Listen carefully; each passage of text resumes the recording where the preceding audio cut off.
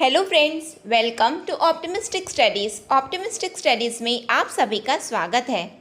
आज हम ADEO exam के लिए जो आपका ग्रामीण विकास है उसका MNREGA MG NREGA topic discuss करने जा रहे हैं।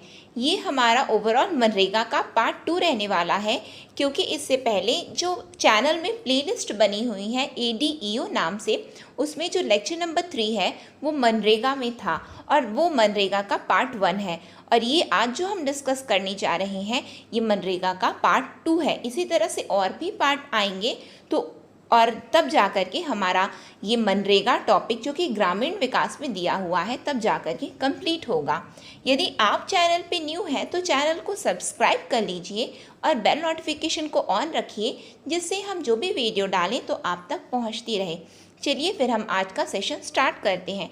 आई होप आप सभी ने पार्ट 1 देखा होगा मनरेगा का, और आप लोगों को एक ब्रीफ आइडिया होगा, जैसा कि हमने डिस्कस किया है कि मनरेगा के तहत कब आया, कैसे आया और क्या क्या उसमें मुख्य बिंदु हैं। अब हम देखते हैं उसके आगे का पार्ट क्या है कि आजकल जिस तरीके से एग्ज़ाम पैटर्न बदल रहा है, CG व्यापम का जैसे पैटर्न बदल रहा है, तो उस क्रम में किस तरह के क्वेश्चन पूछे जाते हैं कि निम्न में से कौन सा कथन सत्य है या निम्न में से कौन सा कथन गलत है। इस तरह से इनकरेक्ट और करेक्ट स्टेटमेंट बेस्ड जब क्वेश्चन बनते हैं तो हमें इस तरह से पढ़ाई करना आवश्यक हो जाता है। किस तरह से पढ़ाई करना, तो हम देखते हैं the core objectives of MNREGA, कि मनरेगा के मुख्य उद्देश्य क्या है, उसको हम एक एक करके देखते हैं। Providing not less than 100 days of unskilled manual work as a guaranteed employment in a financial year to every household in rural areas as per demand, resulting in the creation of productive assets of prescribed quality and durability। इसका क्या मतलब हुआ? इसका ये मतलब हुआ कि ग्रामीण क्षेत्रों में प्रत्येक परिवार को, कहाँ पे, पहली बात तो ग्रामीण क्षेत्र जो हमें ध्यान देना है। फिर क्या है, प्रत्येक परिवार को मांग के अनुसार, डिमांड ड्रिवन, मांग रहे हैं ये, आवेदन देते हैं ये, ठीक, मांग के अनुसार एक वित्तीय वर्ष में एक गारंटीकृत रोजगार के रूप में कम से कम 100 दिनों का अकुशल शारीरिक कार्य प्रदान करना, जिसके परिणाम स्वरूप निर्धारित गुणवत्ता और स्थायित्व की उत्पादक संपत्ति का निर्माण होता है। ये हमें सभी को पता है कि 100 दिन की गारंटेड ये क्या करते हैं, हमें एम्प्लॉयमेंट देते हैं, वो भी अनस्किल्ड अकुशल रोजगार देते हैं। तो ये तो हम लोग ईजिली फाइंड आउट कर लेंगे यदि एग्जाम में आया मुख्य उद्देश्य में, तो हमको तो सबको पता है। इसके आगे देखते हैं और क्या मुख्य उद्देश्य हैं। तो गरीबों के आजीविका संसाधन आधार को मजबूत करना, strengthening the livelihood resource base of the poor. अब आप ये बताइए कि किस तरह से आजीविका संसाधन आधार को मजबूत किया जा सकता है। तो आजीविका के लिए, लाइवलीहुड के लिए बहुत ज़्यादा ज़रूरी हो जाता है इनकम जनरेशन। इनकम, आय होनी चाहिए। आय, बेरोजगारी का मूल कारण क्या है? बेरोजगार को हम कैसे समझ सकते हैं कि रोजगार नहीं है, रोजगार नहीं है इसका मतलब कि रोजगार हमारे पास नहीं, इसका मतलब हमारे पास कोई लाइवलीहुड नहीं है, हमारे पास इनकम नहीं आ रही है। और ये क्या किए हैं, ये 100 दिन का रोजगार तो दे रहे हैं, वो भी गारंटी के साथ में देते हैं। 365 दिन में ग्रामीण विकास मंत्रालय ने क्या कहा है, केंद्रीय ग्रामीण विकास मंत्रालय का लक्ष्य है कि 100 दिनों का रोजगार उपलब्ध करवाना है मनरेगा के तहत। हालांकि ये जो 100 है वो छत्तीसगढ़ में सन 2013-14 से कितना है, तो सन 2013-14 से छत्तीसगढ़ सरकार ने यह निर्णय लिया है, ये जो ग्रामीण विकास मंत्रालय का 100 दिन का गारंटीकृत जो रोजगार देने का ये प्रावधान है, उसे हम अपने राज्य में 150 दिन कर रहे हैं। 150 दिन। तो छत्तीसगढ़ में कितने दिन का रोजगार उपलब्ध करवाया जाता है गारंटीकृत अकुशल रोजगार मनरेगा के तहत? तो 150 दिन। अब ये जो 50 दिन एक्स्ट्रा छत्तीसगढ़ सरकार करवाती है तो देता कौन है? जैसा कि हमने पार्ट 1 में देखा था कि सेंट्रली स्पॉन्सर्ड स्कीम है ये, यानी कि केंद्र और राज्य दोनों ही वहन करते हैं, लेकिन जो राशि जो आवंटित होती है, जो कि रोजी के रूप में मिलती है, वो तो केंद्र सरकार के द्वारा दी जाती है। तो 100 दिन के लिए तो केंद्र सरकार दी, लेकिन ये जो अतिरिक्त जो 50 दिन है उसका जो भार है वो कौन वहन करता है? तो ये राज्य सरकार वहन करती है। ठीक है, आई होप आप लोगों को क्लियर हुआ होगा यहाँ पे जो मैं आपको बताना चाहती हूँ। तो हम आ जाते हैं हमारे उद्देश्य में। उद्देश्य में क्या बात है? उद्देश्य में बात है कि आजीविका संसाधन आधार। आजीविका संसाधन आधार का मतलब यही होता है कि ये रोजगार दे दिए। जब रोजगार दे दिए यानी कि जब हमारे पास एम्प्लॉयमेंट आ गई तो इनकम जनरेशन हो गया, आय आने लग गई तो बस हमारी आजीविका में वृद्धि होने लग गई। ठीक है, फिर उसके बाद क्या है? सक्रिय रूप से सामाजिक समावेश सुनिश्चित करना, प्रोएक्टिवली इंश्योरिंग सोशल इंक्लूजन। अब आप ये बताइए कि ये सामाजिक समावेश कैसे सुनिश्चित हो सकता है? ऐसे सुनिश्चित हो सकता है क्योंकि मनरेगा के तहत जो ग्रामीण विकास मंत्रालय के द्वारा निर्णय क्या लिया गया है, तो निर्णय ये लिया गया है कि ग्रामीण क्षेत्र के प्रत्येक परिवार, जब आप ये बताइए जहाँ पे लिख दिया गया है प्रत्येक परिवार, क्या वहाँ पे कोई ऐसा बोला गया क्या कि आप बीपीएल के हो केवल आप ही आ सकते हो, आप एपीएल के हो आप नहीं आ सकते हो? ऐसा तो नहीं बोला गया, यानी कि किसी को भी तो छोड़ा नहीं गया। बोला ऐसा कहाँ बताया गया कि नहीं आपको हम ना नहीं लें, आपको हम मनरेगा के तहत ना कार्य नहीं देंगे। ये बोला गया वयस्क, वयस्क मतलब 18 प्लस, ठीक है, वयस्क बोल दिया गया, एडल्ट बोल दिया गया, यानी कि एडल्ट जो भी है वो आ जाइए, आपको चाहिए मनरेगा के तहत कार्य, ठीक है हम आपको देंगे। क्यों? क्योंकि हमने मांगा है, डिमांड ड्रिवन है। मनरेगा के तहत कार्य कैसे मिलते हैं? ऐसे मतलब उठा करके किसी को भी दे दिए क्या, लो भैया तुम चलो हमारे यहाँ मनरेगा में कार्य करने लग जाओ? नहीं, ऐसे नहीं होता। हम मांग रहे हैं, हमें दीजिए कार्य, हम कर रहे हैं आवेदन। हम आगे ये सबको सब देखेंगे कि कौन कहाँ कैसे हम आवेदन करेंगे, पूरा हम लेक्चर कंप्लीट करेंगे इसको मनरेगा को। तो लेकिन अभी बात क्या है, हमें समझना है। देखिए आप ये जो पेपर है, जब आपको पता है कि कंपटीशन लेवल जब इतना हाई है तो आपको क्रैमिंग के अलावा, रटने के अलावा आपको समझ भी अपनी विकसित करनी है। क्योंकि जब आप समझे रहोगे तो चाहे कैसा भी एग्जामिनर क्वेश्चन आपको कैसा भी घुमाना चाहे, लेकिन आपने समझा है टॉपिक को तो आप आसानी से उसको एलिमिनेशन के थ्रू, यदि डायरेक्टली आप नहीं बना पा रहे हो तो आप एलिमिनेशन के थ्रू भी जा सकते हैं। ठीक, तो ये समावेशन को कैसे समझ में आएगा हमको कि इसमें तो बोला गया है कि ग्रामीण क्षेत्र के प्रत्येक परिवार लाभार्थी हो सकते हैं, तो बस वहीं से कंप्लीट हो गया कि ये सामाजिक समावेशन, सोशल इंक्लूजन को इंश्योर किया है। फिर क्या है? पंचायती राज संस्थाओं को सुदृढ़ बनाना, स्ट्रेंथनिंग पंचायती राज इंस्टीट्यूशन। अब ये पंचायती राज संस्थाओं को सुदृढ़ कैसे बनाया जाता है ये हम आगे भी देखेंगे, लेकिन यहीं पे हम थोड़ा समझ लेते हैं जैसे कि त्रिस्तरीय पंचायती राज व्यवस्था है हमारे देश में, है ना। जो ये त्रिस्तरीय पंचायती राज व्यवस्था है तो उसके तहत सभी का, इसके जब जो मनरेगा का है तो वहाँ पे ग्राम पंचायत की भूमिका है, जनपद पंचायत की भूमिका है और डिस्ट्रिक्ट पंचायत की भूमिका है, इंटरमीडिएट पंचायत, यानी कि सबकी भूमिका अपनी अपनी है। तो जब सबकी भूमिका है तो इसका क्या मतलब हुआ? इसका ये मतलब हुआ कि वो उसको क्या कर रहे हैं, पंचायती राज व्यवस्था का सुदृढ़ीकरण हो रहा है। क्या हो रहा है? स्ट्रेंथनिंग हो रहा है पंचायती राज इंस्टीट्यूशन। किसके द्वारा? मनरेगा के अंतर्गत। आई होप ये चारों पॉइंट आपने समझा है, आपने रटा नहीं है। ठीक, आगे बढ़ जाए हम लोग। तो हमने क्या देख लिया? कोर ऑब्जेक्टिव देख लिया, मुख्य उद्देश्य देख लिए। अब हम देखते हैं कि मनरेगा के लक्ष्य क्या है। मनरेगा के लक्ष्य क्या है? What are the goals of मनरेगा, उसको हम डिस्कस करते हैं।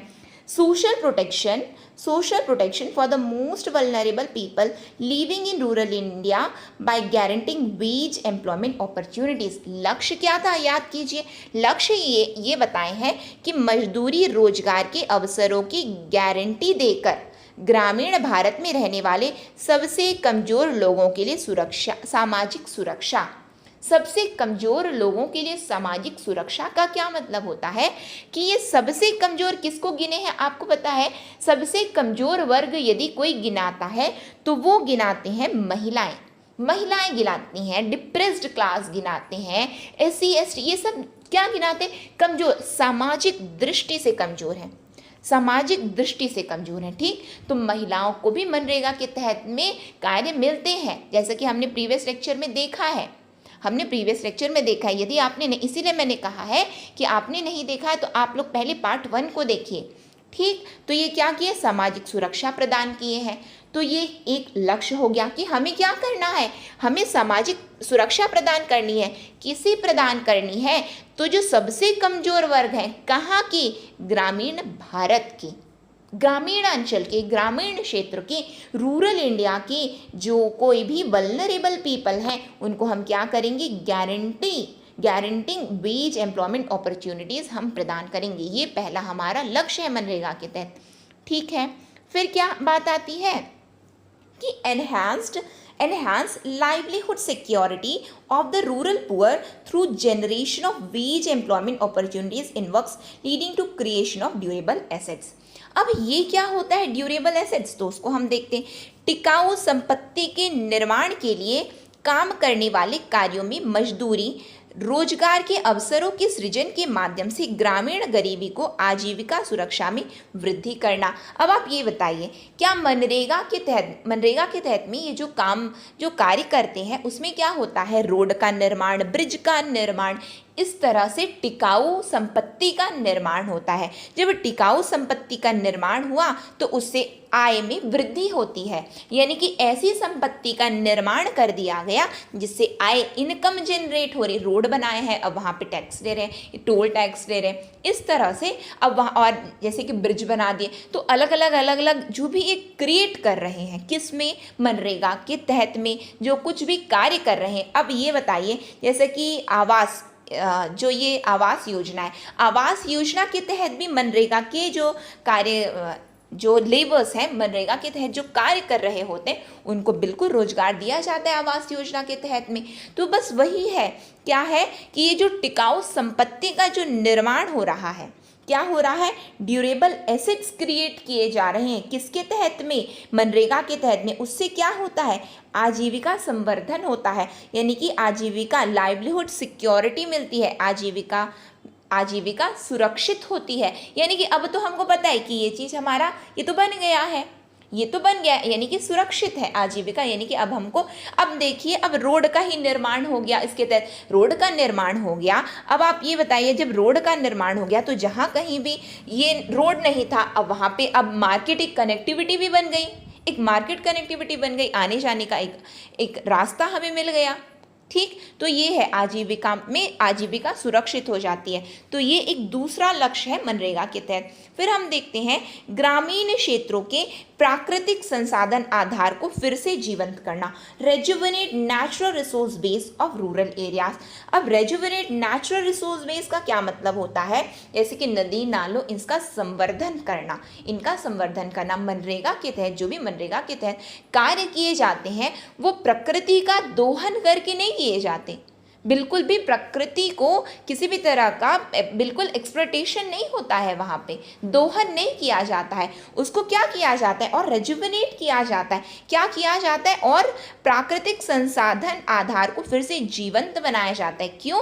क्योंकि ये अकुशल कार्य है। अकुशल कार्य में क्या बोला, किस पर फोकस किया है मनरेगा में फोकस किया गया कि बहुत ज़्यादा आधुनिक उपकरणों का प्रयोग नहीं किया जाता है इसमें।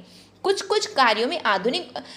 कार्यों में मशीन का यूज़ है, जैसे कि रोड निर्माण करना है तो रोलर ये सब आदि ले आइए, जैसे कि अब घर का निर्माण करना है, जैसे कि आवास योजना के तहत भी मनरेगा के जो कार्य, जिसको वीकेंड से जो वर्कर्स हैं, लेबरर्स हैं, जो कार्य करते हैं, तो उसके तहत में क्या होता है कि बिल्कुल आप, जैसे कि जो मटेरियल मिक्सिंग का जो मशीन आता है तो वो बिल्कुल ला सकते हो, तो वैसी चीज़ें ला सकते हो, लेकिन बहुत बड़ी बड़ी आधुनिक मशीनें इसके तहत नहीं लाई जा सकती, जिससे क्या होता है? प्राकृतिक संसाधन आधार को फिर से जीवंत करना होता है। तो ये भी एक लक्ष्य है। ठीक है, आपको बिल्कुल ये सब पॉइंट याद करने हैं, बिल्कुल एकदम आसान तरीकों में आपको याद करना है। बस एक एक कीवर्ड को बस रटना, एक एक कीवर्ड को आपने अभी समझ लिया है, एक बार में ना समझ में आए दोबारा सुनिए। बस आपको क्या देखना है कि वल्नरेबल पीपल को ये क्या कर रहे हैं, जो भी कमज़ोर लोग हैं उन्हें सामाजिक सुरक्षा प्रदान कर रहे हैं। फिर कैसे याद करोगे? लाइवलीहुड सिक्योरिटी दे रहे हैं, कैसे? ड्यूरेबल एसेट्स, टिकाऊ संपत्ति बना करके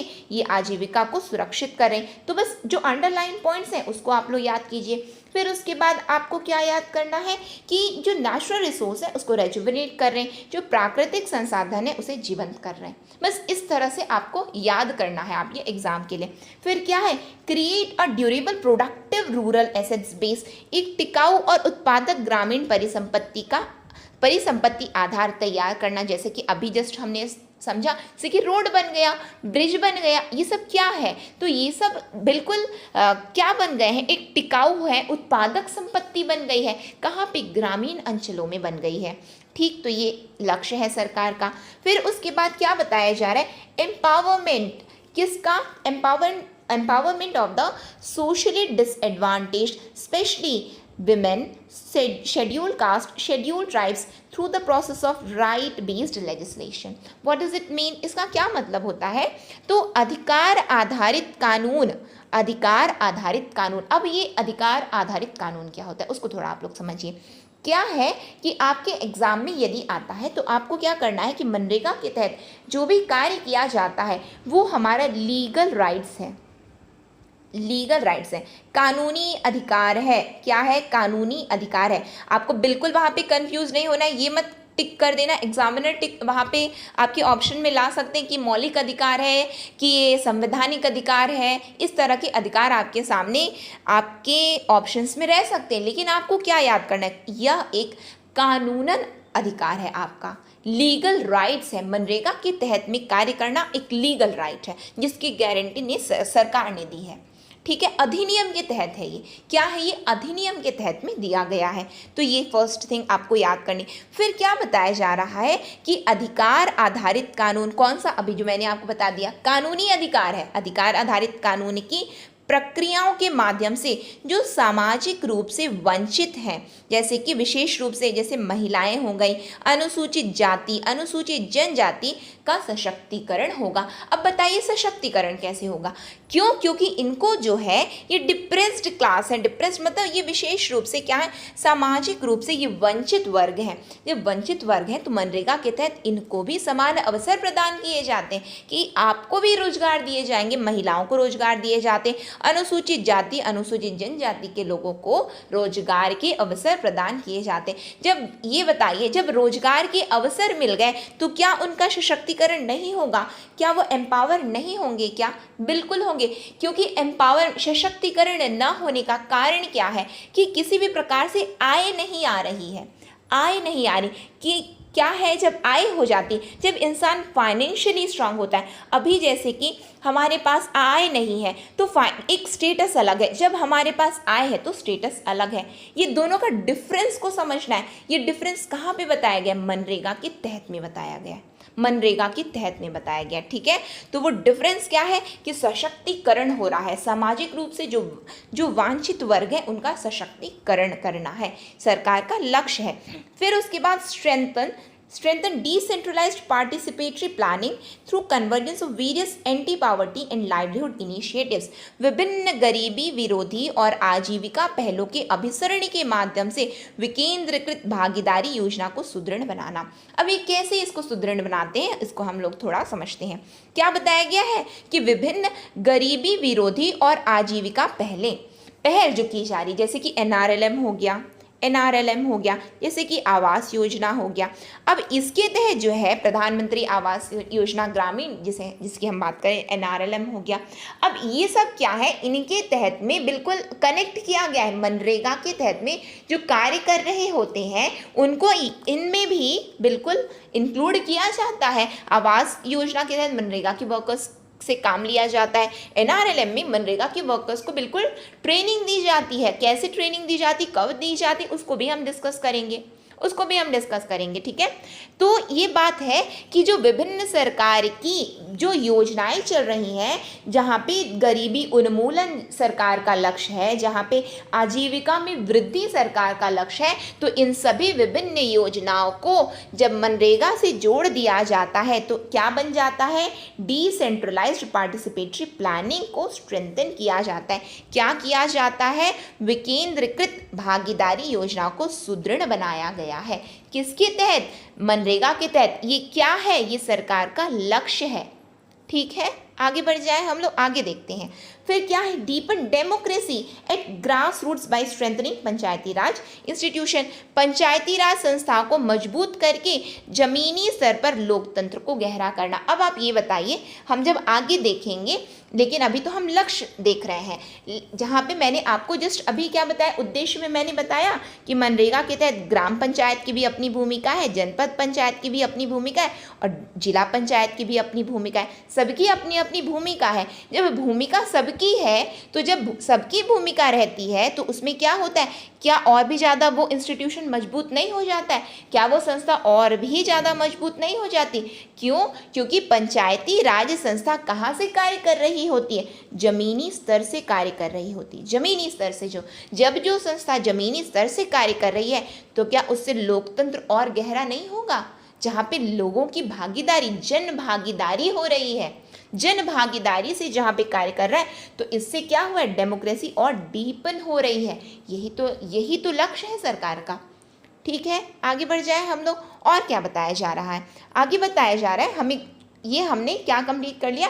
अब तक हमने क्या क्या देखा है, तो अब तक हमने ऑब्जेक्टिव्स देख लिया, हमने उद्देश्य देख लिए, हमने गोल्स देख लिया, हमने लक्ष्य देख लिया मनरेगा के तहत। ये 2 पॉइंट्स हमने कंप्लीट किया। अब कुछ पॉइंट है, कुछ बिंदु हैं जो हमें ध्यान देने हैं, और वो क्या बिंदु हैं उसको हम लोग देखते हैं। जो पार्ट 1 था वहाँ पे मैंने 2 अक्टूबर 2010 बोला था, गलती से। आप लोग एक चीज़ नोट करेंगे कि 2 अक्टूबर 2009 को नरेगा का नाम बदल करके मनरेगा हो गया है। क्या हो गया है, नरेगा का नाम बदल करके मनरेगा कर दिया गया है। कब? तो 2 अक्टूबर 2009 को। अब बदल दिया गया, जब मन किया तब बदल दिए क्या? तो नहीं, जब मन किया तब नहीं बदल दिए। तो कैसे बदलाव हुआ है? तो ये जो नरेगा अधिनियम जो 2005 में लाया गया, नरेगा अधिनियम जो 2005 में लाया गया, national rural employment guarantee act 2005 में ये जो लाया गया, उसके सेक्शन 1 के सब सेक्शन 1 में अमेंडमेंट किया गया है, तब जाकर के ये नाम बदला गया है। क्या है? इसके लिए नरेगा की धारा 1 की उपधारा 1 में संशोधन किया गया है, तब जाकर के नरेगा का नाम क्या हो गया? मनरेगा हो गया है। यदि एग्जाम में बोलेगा कि नरेगा का नाम मनरेगा, आपने तो सबने रट रखा है 2 अक्टूबर 2009, लेकिन आपसे धारा पूछ दिया तो वो भी तो याद होना चाहिए आपको।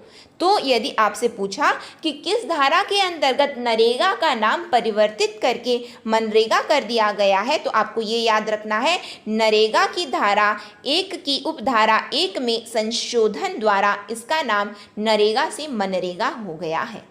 ठीक है, आई होप आप लोगों को क्लियर हुआ होगा। आगे बढ़ जाए हम लोग, आगे देखते हैं और क्या बताया जा रहा है। तो मनरेगा is a demand driven wage employment programme. क्या है ये? अब तक हमने क्या बार बार सुना है हमने कि मनरेगा जो होता है वह एक मांग आधारित मजदूरी का रोजगार कार्यक्रम है। बिल्कुल हम सभी को पता है। इसमें क्या होता है, इसमें किए जाने वाले कार्यों की प्रकृति और पसंद के संबंध में कार्य किए जाने, जो भी कार्य करना है उसकी प्रकृति और पसंद के संबंध में योजनाएं और निर्णय जिस क्रम में प्रत्येक कार्यस्थल का चयन आदि सभी ग्राम सभा की खुली सभाओं में किए जाने हैं और ग्राम पंचायत द्वारा इसकी पुष्टि की जाती है। क्या होता है इसमें कि ये जो कार्य हो रहे होते हैं उसमें जब हम आगे देखेंगे तो ग्राम पंचायत ग्राम सभा की अपनी एक भूमिका है, महत्वपूर्ण भूमिका ये निभा रहे होते हैं। ठीक, उसमें क्या बताया गया है, तो क्या होता है, हर चीज़ कहाँ पे पुष्टि की जाती, ग्राम सभा की plans and decisions regarding the nature and choice of work, कि कौन सा कार्य करना है, उस कार्य की प्रकृति क्या है और कौन सा कार्य करना है, to be undertaken, the order in which work site selection, each work site selection etcetera are all to be made in open assemblies of the gram sabhas and ratified by the gram panchayat. यानी कि अब हमें ये पता चल गया कि यहाँ पे कार्य करना है, यहाँ पे ये हमारी वर्क साइट है, यानी कि यहाँ ये कार्यस्थल है हमारा मनरेगा के तहत। अब यहाँ पे हमें क्या कार्य करना है, वहाँ की प्रकृति क्या है, ये सब क्या है, ये सब की पुष्टि, सबका प्रकटीकरण कहाँ पे होता है, ग्राम सभा में होता है। ग्राम सभा में उसका प्रकटीकरण होता है और उसकी पुष्टि कौन करता है, तो ग्राम पंचायत के द्वारा उसकी पुष्टि की जाती है।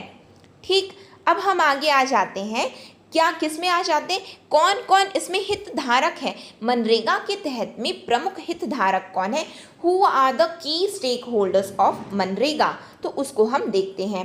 वेज सीकर्स, मजदूरी चाहने वाले, यानी कि जो चाह रहे हैं, मांग आधारित है ना, मांगा गया है, आवेदन दिया गया है, तो जो चाह रहा है तो वो एक हितधारक हो गया, वेज सीकर, मजदूरी चाहने वाला। फिर ग्राम सभा, ग्राम सभा जैसा कि हमने अभी क्या देखा कि ग्राम सभा की खुली सभाओं में निर्णय लिया जाता है कि कौन सी हमारी वर्क साइट है, कौन सा हमारा नेचर है, क्या हमारा वर्क है, हमें क्या कार्य करना है। ये बिल्कुल, तो एक की स्टेक होल्डर्स कौन हो गए, ग्राम सभा हो गए।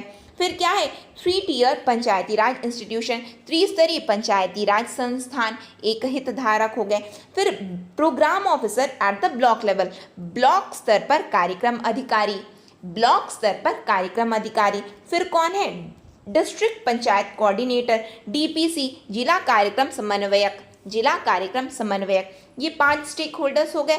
और भी की स्टेक होल्डर्स है, कौन है, स्टेट गवर्नमेंट, राज्य सरकारें, फिर मिनिस्ट्री ऑफ रूरल डेवलपमेंट, ग्रामीण विकास मंत्रालय, केंद्रीय ग्रामीण विकास मंत्रालय। फिर सिविल सोसाइटी भी एक हितधारक है, एवं अन्य हितधारक है जिसमें स्व सहायता समूह आदि सम्मिलित होते हैं। तो ये 9 जो है की स्टेक होल्डर्स हैं, किसके तहत में, 9 के अलावा भी हो सकते हैं, और एसेट्रा लिखा हुआ है देखिए यहाँ पे, तो एसेट्रा में और भी आ सकते हैं, लेकिन ये सब जो क्या है, ये मुख्य हितधारक है, मुख्य की स्टेक होल्डर्स हैं, किसके तहत, मनरेगा के तहत में। ठीक है, आगे हम देखते हैं कि क्या और बताया जा रहा है। अब हम देखते हैं rights and entitlements of ways seekers इन मनरेगा, मनरेगा में मजदूरी चाहने वालों के अधिकार और हकदारियां हम देखते हैं कि जो जो चाहता है कि हमें दे दीजिए, क्या क्या उनके अधिकार हैं एवं क्या क्या उनकी हकदारियां हैं, हम उसको देखते हैं। Rights and entitlements, wage seeker हमने देखा ना, जो चाह रहे, मजदूरी चाहने वाले, ठीक, तो क्या है, एप्लीकेशन फॉर रजिस्ट्रेशन, पंजीकरण के लिए आवेदन, हम चाह रहे हैं तो क्या हम पंजीकरण के लिए क्या आवेदन नहीं दे सकते हैं क्या, हम बिल्कुल दे सकते हैं, एप्लीकेशन फॉर रजिस्ट्रेशन। फिर उसके बाद क्या है, ऑब्टेनिंग अ जॉब कार्ड, जब हमने एप्लीकेशन दिया है, आप हमें क्या दीजिए, आप हमें जॉब कार्ड दीजिए, यानी कि वो हमारा अधिकार है प्राप्त करना, ये हमारा अधिकार है प्राप्त करना। फिर क्या है, application for work and to obtain a dated receipt for the application made, काम के लिए आवेदन और किए गए आवेदन के लिए एक दिनांकित रसीद प्राप्त करना, कि हमने मतलब हवे हवे में बात चल रही है क्या, कि हमने आवेदन दिया, आपने जॉब कार्ड दिया, क्या उसकी कोई सबूत है, क्या उसके बारे में आप हमें रसीद दे रहे हैं, तो क्या बताया जा रहा है यहाँ पे कि दिनांकित रसीद भी प्राप्त करना हमारा हक है, हमारा अधिकार है, किसका, वेज सीकर्स का, किसका, मजदूरी चाहने वालों का।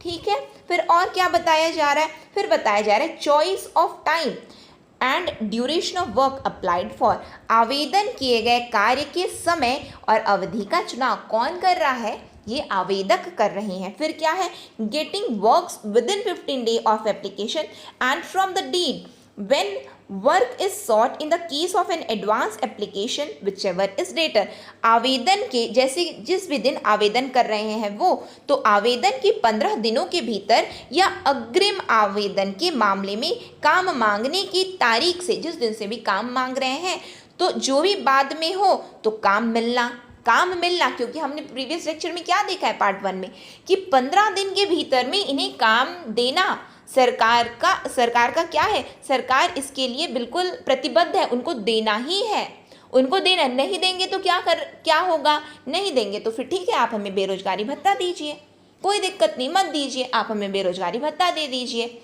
ठीक है, क्यों दे रहे हैं, क्योंकि हम मांग रहे हैं, आप बोले हैं ना कि आप मांगिए फिर हम देंगे, तो हम तो मांग रहे हैं, आप दीजिए, अब आप नहीं दे पा रहे हैं तो आप हमें क्या दीजिए, आप हमें अनएम्प्लॉयमेंट अलाउंसेस दीजिए, आप हमें क्या देंगे, आप हमें बेरोजगारी भत्ता देंगे। ठीक है, तो इसका मतलब क्या हुआ, इसका मतलब ये हुआ कि 15 दिन के भीतर हमें कार्य मिलना, ये हमारा अधिकार है, ये हमारा अधिकार है, आवेदन के 15 दिनों में कार्य मिल जाना। ठीक है, फिर क्या है, facilities of creche, drinking water, first aid etcetera on the work site, जैसे कि अब कार्यस्थल है तो वहाँ पे क्रेच की सुविधा होनी चाहिए, क्रिच की सुविधा मतलब जैसे कि हमने देखा कि महिलाएं भी कार्य करती। अब जब महिलाएं कार्य करती तो उनके छोटे छोटे बच्चे होते हैं, तो छोटे छोटे बच्चे होते हैं तो वो बच्चे फिर कहाँ रहेंगे, ऐसी धूप में घूम रहे हैं क्या? तो नहीं, वहाँ पे जैसे कि स्तनपान कराने वाली माताएं हैं वो भी आती हैं कार्य करने के लिए, तो उनके छोटे छोटे बच्चे हैं तो वो कहाँ पे, ये जो शेड बनाए जाते हैं वर्क साइट में, जो कार्यस्थल होते हैं वहाँ पे शेड बनाए जाते हैं, वो क्या होता है उसको हम क्या बोलते हैं, तो उसको हम बोलते हैं क्रिच फैसिलिटी बोलते हैं। ठीक है, फिर क्या है, पेयजल की सुविधा मतलब ऐसा है कि कार्य यहाँ कर रहे हैं, अब घर में जा करके पानी पी करके आएंगे क्या? तो नहीं, वहाँ पे क्या सुविधा है, पेयजल की भी सुविधा है। फिर प्राथमिक उपचार लगा यहाँ पे, अब दौड़ के कहाँ जाए, दौड़ के अब कहाँ जाए, तो बताया गया जो कार्यस्थल है वहाँ पे क्या रहेगा, प्राथमिक उपचार की भी सुविधा रहेगी। ठीक है, आई होप आप लोगों को क्लियर हो रहा होगा। फिर क्या है इसमें और क्या बताया जा रहा है, right to get 10% extra wages in case of employment provided beyond 5 kilometre of radius. ये हमने पार्ट 1 में भी देखा है ना। ये क्या है, 5 किलोमीटर के दायरे से अधिक रोजगार उपलब्ध कराने पर 10% अतिरिक्त वेतन पाने का अधिकार। यानी कि इसमें क्या है कि 5 किलोमीटर के भीतर में ही आपको रोजगार उपलब्ध हो जाएगा, जहाँ भी आप निवासरत हैं या फिर जहाँ से भी आपने आवेदन दिया है वहाँ के 5 किलोमीटर के दायरे में आपको हम रोजगार उपलब्ध करवा देंगे। लेकिन यदि उपलब्ध नहीं करवा पाए और 5 किलोमीटर के दायरे से अधिक वो है, अधिक और दूरी में जाना है, तो क्या करेंगे ये, तो वो जो दे रहे हैं, जितनी भी रोजी दे रहे हैं उसके अलावा क्या करेंगे, तो 10% का अतिरिक्त वेतन प्रदान करते हैं। किसे, हम किसके अंतर्गत ये सब देख रहे हैं, तो अधिकार देख रहे हैं, हकदारियाँ देख रहे हैं, किसकी, जो कार्य मांग रहे हैं, जो काम मांग रहे हैं, ये उनकी हकदारियाँ हैं, वेज सीकर्स के राइट्स एंड एम्प्लॉयमेंट्स हैं ये सब। ठीक है, rights and entitlements, rights and entitlements हैं। फिर हम आगे देखते हैं और क्या बताया जा रहा है। अब इसमें बताया जा रहा है right to check their muster rolls and to get all the information regarding their employment entered in their job cards. क्या बताया जा रहा है और क्या हकदारियां और क्या अधिकार है इन्हें, तो अपने मास्टर रोल की जांच करने और अपने जो जॉब कार्ड है में दर्ज, जॉब कार्ड में दर्ज अपने रोजगार के संबंध में सभी जानकारी प्राप्त करने का अधिकार है। मास्टर रोल क्या होता है, मास्टर रोल होता है अटेंडेंस पुस्तिका जिसे हम बोलते हैं, अटेंडेंस पुस्तिका यानी कि अटेंडेंस रजिस्टर होता है। ये एक प्रकार का मास्टर रोल होता है जहाँ पे बिल्कुल क्या बताया जाता है, तो ये बताया जाता है कौन कब कहाँ कैसे कौन सा कौन आया है, कहाँ पे कौन सा साइट है, कहाँ पे कौन कार्य कर रहा है, ये सब कहाँ पे रजिस्टर होता है, ये सब मास्टर रोल में रजिस्टर होता है। तो ये मास्टर रोल में आपने हमारा अटेंडेंस लिखा है कि नहीं, मतलब हम आए हैं और आपने मतलब एब्सेंट करके रखा है क्या, तो इसकी जानकारी भी इनको होनी चाहिए। आप दिखाइए, मास्टर रोल दिखाइए आप, ठीक है, तो ये वही है, जांच करेंगे। साथ में हमारे जॉब कार्ड में आपने जो रोजगार देने की बात बोली है कि ये वाला कार्य आप हमें दे रहे हैं, तो क्या आप दिए हैं, तो उसकी भी ये जांच कर सकते, इसका भी अधिकार है इन्हें। ठीक है, फिर क्या है, according to the section 3 subsection of मनरेगा, section 3 subsection 3 of मनरेगा, workers are entitled to payment on a weekly basis and in any case within a fortnight of the date on which work was done। क्या है, मनरेगा की धारा 3 की उपधारा 3 के अनुसार, क्यों, क्योंकि ये तो एक अधिनियम है और अधिनियम में हमें बहुत अच्छे से पता है कि इसमें तो धाराएं होती हैं। तो मनरेगा की धारा 3 की उपधारा 3 के अंतर्गत क्या होता है कि जो श्रमिक को साप्ताहिक आधार पर भुगतान के हकदार हैं, यानी कि साप्ताहिक रूप से उनको क्या कर देना चाहिए, कार्य कर रहे हैं तो साप्ताहिक वीकली उनको पेमेंट मिल जाना चाहिए। और किसी भी मामले में यदि नहीं देते तो क्या होगा, तो जिस तारीख को काम किया गया था उसके एक पखवाड़े के भीतर। अब ये एक पखवाड़ा आप समझते हैं, जैसे कि जो हिंदी में हम बोलते हैं ना अमावस्या और पूर्णिमा, ये वही होता है, वो एक पखवाड़ा यानी कि विदिन 14 डेज का जो ये पखवाड़ा होता है। ठीक है, अमावस्या से लेकर के पूर्णिमा, फिर अगेन पूर्णिमा से लेकर के अमावस्या, तो यदि आप इंग्लिश में बोलेंगे तो 2 हफ्ते, ठीक है, 2 हफ्ते हो गया, और यदि यानी कि 2 वीक्स हो गए, और यदि आप हिंदी में समझें तो उसको जैसे कि अमावस्या से लेकर के पूर्णिमा, पूर्णिमा से लेकर के पुनः अमावस्या, तो वो होता है ये एक पखवाड़ा यानी कि अमावस्या से लेकर के पूर्णिमा तक का। ठीक, ऐसा नहीं लिखा है कि अमावस्या से पूर्णिमा या पूर्णिमा से अमावस्या, यानी कि आपको समझाने के लिए मैं बता रही हूँ कि ये पखवाड़े का अर्थ क्या होता है, फोर्टनाइट का अर्थ क्या होता है। यानी कि इसमें क्या बोला गया है कि यदि आपसे आता है कि सेक्शन 3 की सब सेक्शन 3 में धारा 3 की उपधारा 3 के अंतर्गत क्या है, तो आपको ये पता होना चाहिए कि इनके भुगतान की प्रक्रिया है, यानी कि भुगतान हो जाना चाहिए। कितने दिन में हो जाना चाहिए, तो साप्ताहिक रूप से इन्हें भुगतान होना चाहिए, पेमेंट क्या होना चाहिए, वीकली बेसिस पे इन्हें मिलना चाहिए। और यदि नहीं होता है तो क्या होना चाहिए कि विद इन अ फोर्टनाइट, यानी कि एक पखवाड़े के भीतर में इन्हें दे देना है। ठीक है, फिर उसके बाद क्या आता है इसमें, नेक्स्ट क्या है, right to get unemployment allowances. जैसा कि हमने देखा है कि बेरोजगारी भत्ता in case employment is not provided within 15 days of submitting the application और from the date when work is sought in case of an advanced application whichever is later. क्या है बेरोजगारी भत्ता, 15 दिन के भीतर में रोजगार उपलब्ध करवाना इन सरकार का दायित्व है, और यदि वो नहीं उपलब्ध करवाए हैं तो क्या करेंगे, वो बेरोजगारी भत्ता उपलब्ध करवाने के लिए बाध्य होते हैं। ठीक है, फिर क्या बताया जा रहा है इसमें, नेक्स्ट और क्या है, right to receive payment of compensation. यदि हमने क्या देखा, देखिए हमने ये देखा कि इनको भुगतान, इनकी जो पेमेंट है कितने दिन में हो जानी चाहिए, वीकली बेसिस पे, और यदि नहीं होती तो 2 हफ्तों के बीच, यानी कि एक पखवाड़े के अंतर्गत हो जानी चाहिए।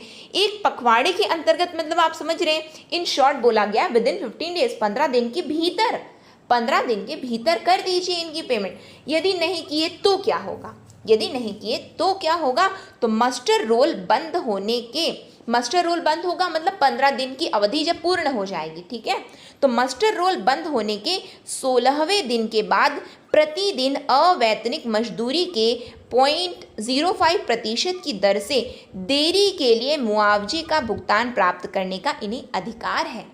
अब क्या है कि इनको पेमेंट नहीं दिए, इनको पेमेंट नहीं दिए तो क्या, तो फिर ये क्या बताए हैं कि आपको 0.05% की दर से आपको क्या करना है, डिलेड पेमेंट के लिए आपको पैसे देने, अनपेड वेजेस का पर डे, प्रतिदिन unpaid wages per day beyond 16 days of the closure of muster roll. क्या करना है, they are entitled to, they have a right to receive payment of compensation for the delay at the rate of 0.05%।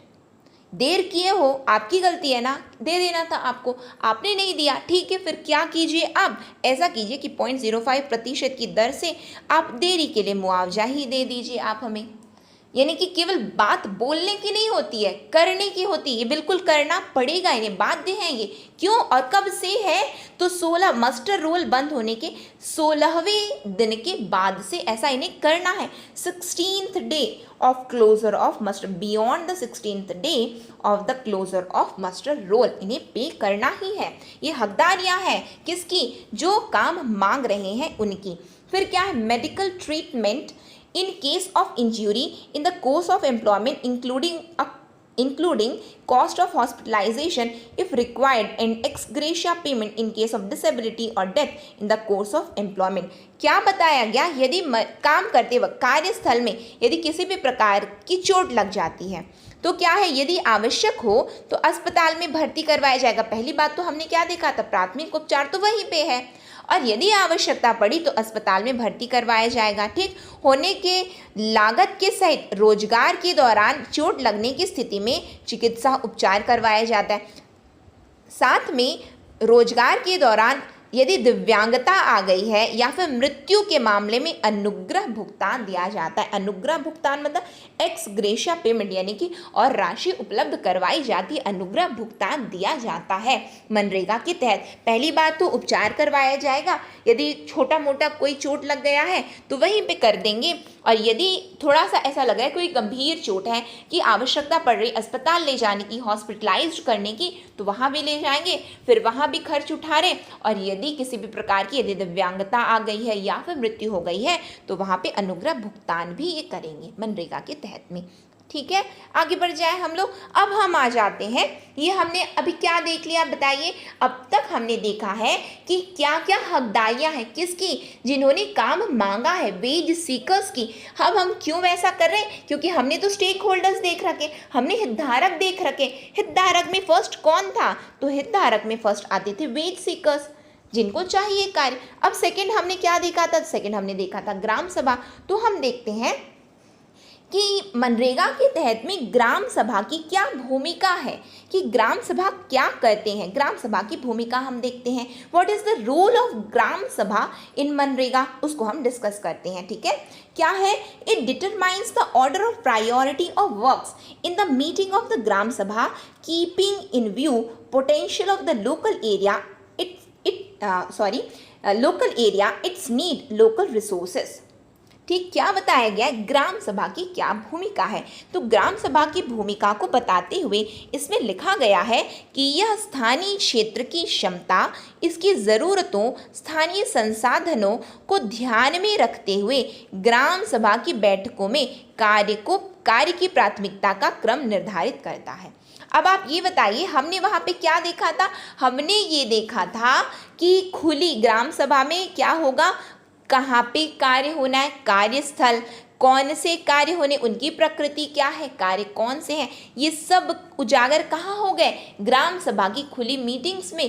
किसने पुष्टि की, ग्राम पंचायत ने पुष्टि की। जब ग्राम सभा में ये सभी बातें जब खुल कर के आई हैं, तो वहाँ पे अब बिल्कुल प्राथमिकता किसको दी जाती है, तो वहाँ पे पहले ये देखा जाता है कि क्षेत्र क्या है, कौन सा क्षेत्र है, वहाँ की क्षमताएं क्या है, ज़रूरतें क्या है, स्थानीय संसाधन क्या है, क्या क्या हो सकता है, किस तरह से हमको कार्य करना है, ये सब डिसाइड कौन कर रहा है, तो ग्राम सभा में ये सब डिसाइड हो रहा है।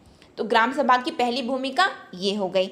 फिर क्या है, monitor the execution of works within the gram panchayat, gram panchayat के भीतर कार्यों के निष्पादन की निगरानी करना, कि सही रूप से कार्य हो रहे हैं क्या। अब हम आगे देखेंगे, जब हम सोशल ऑडिट देखेंगे ना, तो वहाँ पे हमको पता चलेगा कि अच्छा ये ग्राम सभा में, तब आपके दिमाग में लिंक करेगा, अच्छा हमने तो देखा था कि वहाँ पे तो कार्यस्थल पूरे ना बिल्कुल उजागर किए जाते, तो ये वही है।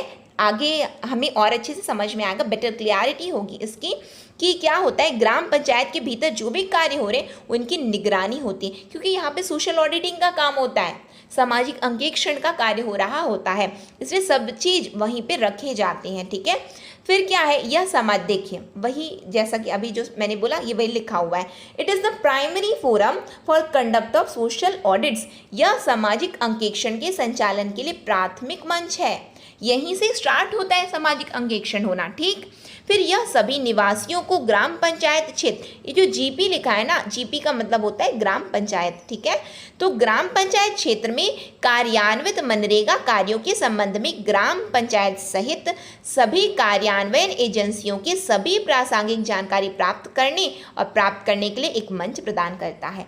कैसे मंच ना प्रदान करें, अब आप ये बताइए, ग्राम सभा की खुली मीटिंग में ही तो सब कुछ डिसाइड हुआ है, जब आपके सामने जब सब कुछ है, दिख रहा है, तो क्या आप मंच प्रदान नहीं करेंगे, बिल्कुल प्रदान करेंगे। ये क्या है कि it provide a platform to all residents to seek, मांगिए and obtain all relevant information from all the implementing agencies including gram panchayat in relation to MNREGA works implemented in the gram panchayat area। वहाँ पे क्या हमने क्या देखा है, हम क्या देख रहे हैं कि सामाजिक अंकेक्षण के संचालन के लिए प्राथमिक मंच है। अब जब ये बोल दिया गया कि प्राइमरी फोरम है सोशल ऑडिट को कंडक्ट करने के लिए, तो अब सोशल ऑडिटिंग के लिए आप बताइए ना हर चीज़, बिना बताए कैसे पता चलेगा, आप बताइए, पूरी इन्फॉर्मेशन दीजिए आप कि कौन कौन क्या क्या कार्य कर रहे हैं, ग्राम पंचायत के तहत में क्या क्या कार्य हुए, इस ग्राम पंचायत में क्या क्या मनरेगा के तहत में कार्य किए गए हैं, तो आप पूरा बताइए। ये वही है, तो ये सब कहाँ पे होता है, ये सब ग्राम सभा में होता है। तो ये ग्राम सभा की एक भूमिका के अंतर्गत हम इसे देख रहे हैं। फिर हमने ग्राम सभा देख लिया, अब हम आ जाते हैं ग्राम पंचायत में कि ग्राम पंचायत की क्या भूमिका है। ग्राम पंचायत की क्या भूमिका है। अब हम ग्राम पंचायत क्यों देख रहे हैं बताइए। त्रिस्तरीय, तीसरा स्टेक होल्डर कौन था, तो तीसरा स्टेक होल्डर थे पंचायती राज इंस्टीट्यूशन, त्रिस्तरीय पंचायती राज संस्था। इसीलिए हम उसके तहत में सबसे पहले क्या देख रहे हैं, ग्राम पंचायत में देख रहे हैं। क्रम को मत भूलिएगा, हितधारक जो हमने अभी देखा है की स्टेक होल्डर्स में, वहाँ पे उसी क्रम में हम इसको पूरा डिस्कस करेंगे। बहुत ही अच्छा टॉपिक है, आप लोगों को बहुत ही अच्छा लगेगा ये। बस ध्यान से आप लोगों को इसको समझना है और अपने एग्जाम में एज इट इज जो भी क्वेश्चन आता है, क्योंकि ओवरऑल हम हर चीज़ कवर करेंगे, तो आपको बस अपने समझ को और मेहनत पे ध्यान देना है आपको, ठीक है। क्या है मनरेगा में ग्राम पंचायत की क्या भूमिका है, तो उसको देखते हैं। रिसीविंग एप्लीकेशन फॉर रजिस्ट्रेशन, पंजीकरण के लिए आवेदन प्राप्त करना। हमने क्या देखा, सर्वप्रथम हमने देखा कि हमारा अधिकार है, हम आवेदन दे सकते हैं।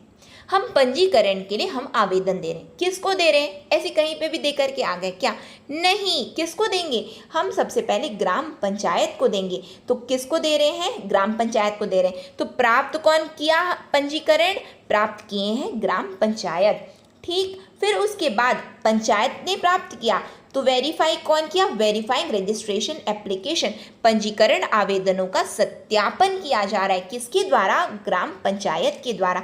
फिर क्या है, रजिस्टरिंग हाउस होल्ड, परिवारों का पंजीकरण करना है। अच्छा, ये परिवार से ये लोगों ने आवेदन दिए हैं तो उनका भी पंजीकरण कर दिया, परिवारों का इस परिवार से आए हैं, ये यहाँ पे हमने पंजीकरण करवाया है, अपना करवा लिया, ये हमारे परिवारों का पंजीकरण हो गया। फिर issuing job cards, job card जारी करना, जॉब कार्ड जारी करना यानी कि पहले पंजीकरण हुआ, फिर उसका सत्यापन हुआ, फिर परिवारों का पंजीकरण हुआ, फिर बस क्या करना है, जॉब कार्ड को क्या कर दिए, जारी कर दिए हैं। तो ये कौन करता है, ये सब ग्राम पंचायतें करती हैं। याद कीजिए हमने क्या देखा था, हमने ये देखा था कि ग्राम सभा की खुली सभाओं में ये सब पुष्टि की जाती, सामने ये सब रखा जाता है, जिसकी पुष्टि कौन करता है, ग्राम पंचायत करता है। अब आप ये बताइए, पुष्टि तो वही कर सकता है जिसे सब जानकारी है, तो जानकारी किसे है, ग्राम पंचायत को है। क्यों है उसे ये जानकारी, क्योंकि उसके पास में ही आवेदन आते हैं, वो ही सत्यापन करते हैं, वो ही परिवारों का पंजीकरण करते हैं और वो ही जॉब कार्ड जारी करते हैं, इसीलिए ये पुष्टि करते हैं, ठीक है। फिर क्या बताया जा रहा है, आगे देखते हैं हम, और क्या ये कार्य कर रहे होते हैं। तो कार्य के लिए आवेदन प्राप्त करना, रिसीविंग एप्लीकेशन फॉर वर्क, जैसे कि हमने देखा एप्लीकेशन दे रहे हैं, कौन दे रहा है, हम दे रहे हैं, किसको दे रहे हैं, तो ग्राम पंचायत को दे रहे हैं, तो ये प्राप्त करता है। फिर क्या, issuing dated receipt for these application for work, काम के लिए इन आवेदनों के लिए दिनांकित रसीदें जारी करना। हमने क्या देखा था, हमें अधिकार है दिनांकित रसीदें प्राप्त करने का, अधिकार तो है, लेकिन कौन रहा है, तो ग्राम पंचायतें देती हैं दिनांकित रसीदें हमें, ठीक। फिर क्या बताया जा रहा है इसमें, allotting work within 15 days of submitting application or from the date when work is sought in the case of an advance application whichever is later irrespective of the implementing agency। भले ही कोई भी कार्य वी कैन से कार्यान्वयन agency कार्य कर रही होती है, भले ही कोई भी है, लेकिन प्राथमिकता किसकी है, प्राथमिकता है कि 15 दिनों के भीतर में, 15 दिनों के आवेदन जमा करने के 15 दिनों के भीतर में क्या करना है, कार्य को आवंटित कर देना है। किसकी जवाबदारी है, ये जवाबदारी है ग्राम पंचायतों की कि 15 दिनों के भीतर में आवंटित कर देना है कार्यों को, किसे, तो जो मांग रहे हैं, कार्य दे देने हैं। भले ही कोई भी कार्यान्वयन एजेंसी कार्य कर रही होती है, लेकिन उसके होते हुए भी ग्राम पंचायत की ये प्राथमिकता है कि उनको क्या करना है, कि इनको कार्य दे दीजिए, ठीक। फिर हम आगे देखते हैं और क्या बताया जा रहा है,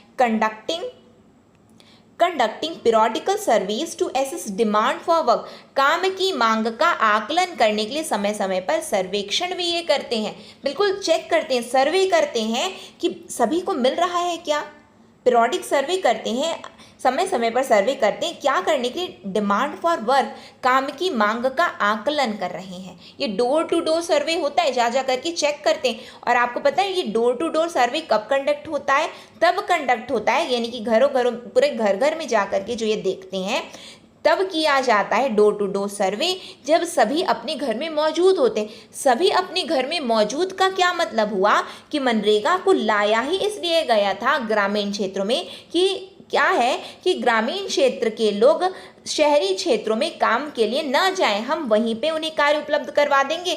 तो उनके जाने का कारण जो ग्रामीण क्षेत्र के लोग शहरों में इसलिए जाते हैं, रूरल एरियाज़ के लोग अर्बन एरियाज़ में काम की तलाश में जाते हैं। यदि हम ग्रामीण क्षेत्रों में ही उन्हें काम उपलब्ध करवा दें और उनके लिए हम आजीविका सुरक्षित कर देंगे तो वो शहरों को नहीं जाएंगे, शहरों में नहीं जाएंगे। तो जब ऐसा रहता है जिस सीज़न में जब सभी लोग घरों में मौजूद होते हैं तो door to door survey conduct होता है, बिल्कुल सर्वेक्षण किया जाता है कि कौन है, कैसा है, कि किसको चाहिए कार्य, किसको नहीं चाहिए कार्य, कौन डिमांड कर रहा है। इस तरह से पूरा सर्वे होता है, मनरेगा के तहत ये होता है। तो ये इसका कार्य क्या है ग्राम पंचायत का कि उसका आकलन कर रहे हैं। ठीक है, फिर क्या है, identification and planning of works, developing shelf of projects including determination of the order of their priority, forward the list of works to the program officer for scrutiny and preliminary approval। क्या करते हैं, कार्यों की पहचान और योजना, उनकी प्राथमिकता के क्रम के निर्धारण सहित परियोजनाओं की शेल्फ विकसित करना। ये क्या है कि कौन सा कार्य है, अब ये कौन सा कार्य हमें किसे देना है और प्राथमिकता, पहले हम कौन सा कार्य करें, अभी इस क्षेत्र के लिए प्रथम प्राथमिकता क्या है, क्या करना चाहिए, तो ये डिसाइड कौन करता है, तो ग्राम पंचायत डिसाइड करते हैं। उसके बाद ये सूची तैयार करते हैं, वो सूची को वो क्या करते हैं, समीक्षा के लिए ये होगा समीक्षा और प्रारंभिक अनुमोदन हेतु किसे दे देते हैं, कार्यक्रम अधिकारी को अग्रेषित कर देते हैं, कार्यक्रम अधिकारी को अग्रेषित करते हैं। अब ये कार्यक्रम अधिकारी याद कीजिए कहाँ था, पीओ था ब्लॉक स्तर पर, ब्लॉक लेवल पर हमने हितधारक में देखा है, की स्टेक होल्डर्स जहाँ पे हमने देखे। आप बिल्कुल जब आप ये एंड हो जाएगा उसके बाद में आप बिल्कुल पीछे जा कर के फॉरवर्ड करके आप देखेंगे कि कहाँ पे की स्टेक होल्डर्स है, बिल्कुल उसको ना अपने दिमाग में आप बैठा लीजिए कि किसको हमको किस क्रम में पढ़ना है। ठीक है, तो कार्यक्रम अधिकारी को ये पहले खुद से सब चीज़ को क्रिएट कर लेते, शेल्फ क्रिएट कर लेते, शेल्फ मतलब कार्यों का सब बंटवारा कर देते हैं। फिर उसके बाद जो अब अनुमोदन के लिए, समीक्षा के लिए किसे अग्रेषित करते हैं, तो कार्यक्रम अधिकारी को ये भेज देते हैं। ठीक, फिर क्या है, executing works that shall meet the required technical standards and measurement. फिर जो भी कार्य जो आवश्यक तकनीकी मानकों और मापों को पूरा करते हैं तो उनका निष्पादन किया जाता है कि ठीक है सभी ये कार्य ना ये सही है, ये इस एरिया में ये कार्य होने चाहिए, तो बिल्कुल वहाँ का बिल्कुल वो कार्य स्टार्ट हो जाते हैं। ठीक है, तो एग्जीक्यूशन स्टार्ट हो जाता है, निष्पादन स्टार्ट हो जाता है। फिर क्या बताया गया, maintaining records as specified in the मनरेगा ऑपरेशनल गाइडलाइंस 2013। जो मनरेगा परिचालन दिशा निर्देश 2013 में निर्दिष्ट के अनुसार जो भी रिकॉर्ड बनाए रखना इनका दायित्व है, किसका, ग्राम पंचायत का, कि जो भी उसमें दिशा निर्देश है उसका पालन अनुपालन करवाना किसका दायित्व है, ग्राम पंचायतों का दायित्व है। ठीक, फिर क्या बताया जा रहा है, maintaining accounts and providing utilization certificates in formats prescribed by central and the state government। केंद्र राज्य सरकार द्वारा निर्धारित प्रारूपों में खातों का रखरखाव और उपयोगिता प्रमाण पत्र प्रदान करना, कि यदि आपके पास रिकॉर्ड्स ही मेंटेन नहीं है तो आप ग्राम सभा के सामने क्या प्रस्तुत करोगे, तो क्या सोशल ऑडिटिंग हो पाएगा, क्या सामाजिक अंकेक्षण हो पाएगा। तो सेंट्रल गवर्नमेंट और स्टेट गवर्नमेंट ने जो कुछ भी उपयोगिता प्रमाण पत्र इनको क्या करना है, प्रदान करना है, कौन मांग रहा है, केंद्र और राज्य सरकार द्वारा जो निर्धारित किया गया है उसका रखरखाव कौन करेगा, तो ग्राम पंचायत करेंगे।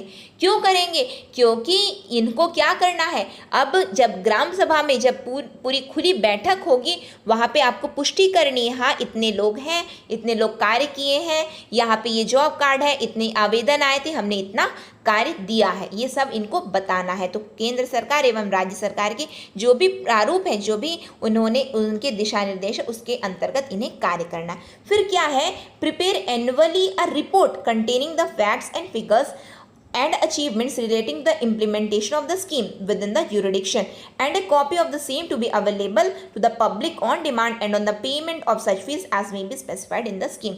जस्ट जो हमने देखा कि इनको पूरा रिपोर्ट तैयार करना है कि किस तरह से वार्षिक रिपोर्ट तैयार करना है, कौन सी रिपोर्ट, वार्षिक रिपोर्ट तैयार करना है, फिर उसके बाद कि जब भी जनता मांगे तो उपलब्ध करवा दो।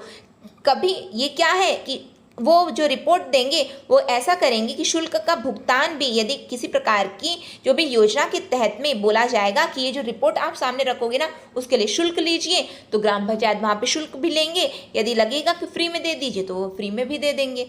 तो इस प्रकार ये कौन कर रहा है, ये पूरी रिपोर्ट कौन प्रिपेयर कर रहा होता है, तो ग्राम पंचायत ये पूरी रिपोर्ट प्रिपेयर कर रहे होते हैं। ठीक, फिर हम आगे आ जाते हैं और क्या बताया जा रहा है, awareness generation and social mobilisation.